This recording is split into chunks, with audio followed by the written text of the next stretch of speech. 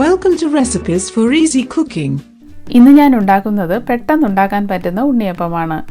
സാധാരണ ഉണ്ണിയപ്പം ഉണ്ടാക്കുന്നത് പോലെ പൊടിക്കേണ്ട, അരയ്ക്കേണ്ട, മാരിനേറ്റ് ചെയ്യാൻ വയ്ക്കേണ്ട, അല്പം ഗോതമ്പ് പൊടി വെച്ച് പെട്ടെന്ന് ഉണ്ണിയപ്പം ഉണ്ടാക്കാം. ഇതുണ്ടാക്കാനായി 100 ഗ്രാം ശർക്കര എടുത്തിട്ടുണ്ട്. 1/2 കപ്പ് വെള്ളം ഒഴിച്ച് ഇതിനെ ഒന്ന് ഉരുക്കിയെടുക്കാം. ഈ ശർക്കര പെട്ടെന്ന് അലിയുന്നതാണ്. വെള്ളം ഒന്ന് തിളച്ചപ്പോൾ തന്നെ ഇത് അലിഞ്ഞു വന്നിട്ടുണ്ട്.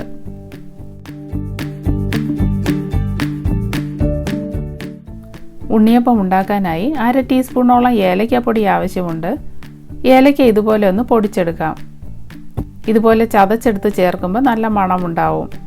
മിക്സിയിലിട്ട് പൗഡർ പോലെ പൊടിച്ചെടുത്താൽ ഇതുപോലെ മണമുണ്ടാവില്ല. ഞാൻ ഈ ഏലക്കയുടെ തൊലി മാറ്റിയിട്ടാണ് ചേർക്കുന്നത്. ഇനി ഞാൻ ഇതുപോലെ ഒരു പഴം എടുത്തിട്ടുണ്ട്. ഇത് നാട്ടിലെ റോബസ്റ്റ പഴം പോലെ സോഫ്റ്റാണ്. ഈ പഴത്തിൻ്റെ 1/4 ഭാഗത്തോളം ഞാനിപ്പോൾ ഉണ്ണിയപ്പം ഉണ്ടാക്കാനായി എടുക്കുന്നുണ്ട്. ഇതിനെ ഒരു ഫോർക്ക് വെച്ച് ഇതുപോലെ ഒന്ന് ഉടച്ചെടുക്കാം.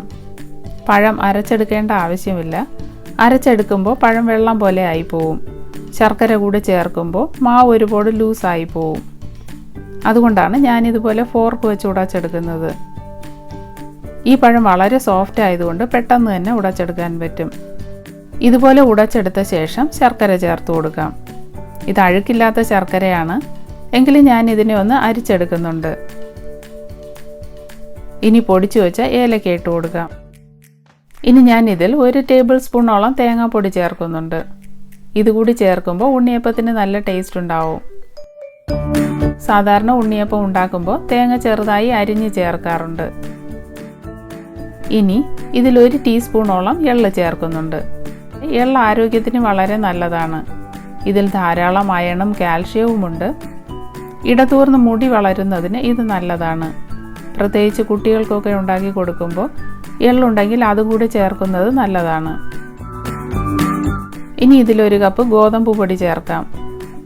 ഗോതമ്പ് പൊടി ചേർക്കുമ്പോൾ ഒരുമിച്ച് ചേർക്കാതെ കുറച്ചായിട്ട് ചേർത്ത് മിക്സ് ചെയ്തെടുക്കാം. ഇതുപോലെ ഒരു ഫോർക്ക് വെച്ച് മിക്സ് ചെയ്യുമ്പോൾ കട്ടയില്ലാതെ നന്നായി മിക്സ് ചെയ്തെടുക്കാൻ പറ്റും. എല്ലാം ഈ അളവെടുത്താൽ ഇതുപോലെ പെർഫെക്റ്റ് ആയിട്ട് കുഴച്ചെടുക്കാൻ പറ്റും. ഈ മാവിനെ ഇതുപോലെ മിക്സ് ചെയ്തിട്ട് മാറ്റി വയ്ക്കേണ്ട ആവശ്യമില്ല. ഇതപ്പോൾ തന്നെ ഉണ്ണിയപ്പം ഉണ്ടാക്കാം. ഇനി ഉണ്ണിയപ്പം ഉണ്ടാക്കാനായി ഉണ്ണിയപ്പച്ചട്ടി വെച്ച ശേഷം സ്റ്റൗ ഓൺ ചെയ്യാം. പകുതി വരെ മാത്രം എണ്ണ ഒഴിച്ചു കൊടുക്കാം. കൂടുതൽ എണ്ണ ഒഴിച്ചാൽ മാവ് ഒഴിച്ചു കഴിയുമ്പോൾ എണ്ണ കളയാൻ സാധ്യതയുണ്ട്.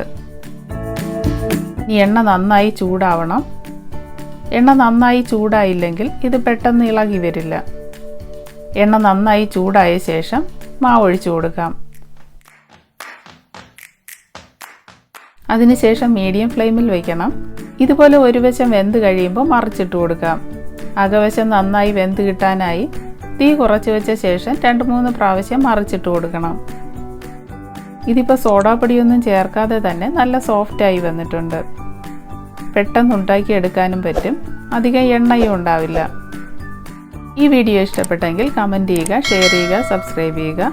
വീണ്ടും മറ്റൊരു റെസിപ്പിയുമായി വരുന്നതുവരെ ബി ഹാപ്പി, സ്റ്റേ ഹെൽത്തി.